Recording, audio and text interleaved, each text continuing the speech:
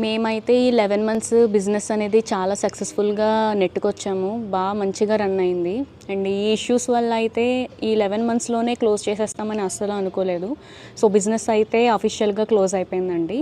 So next ఏంటి అనేది ఒక డైలమాలో మేమందరం ఉన్నాము.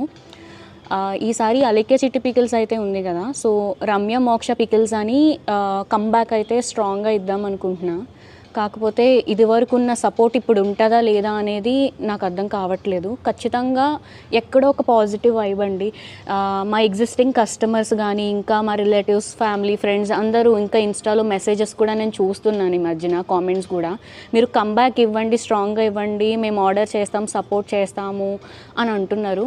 సో ఈసారి పెట్టబోయే బిజినెస్ ఏదైతే ఉందో రమ్య మోక్ష పికిల్స్ మీద, సో అది ఖచ్చితంగా అందరూ ఎఫోర్డ్ చేసే ప్రైజెస్కి మంచి క్వాలిటీ ఇస్తూ మెయింటైన్ చేస్తూ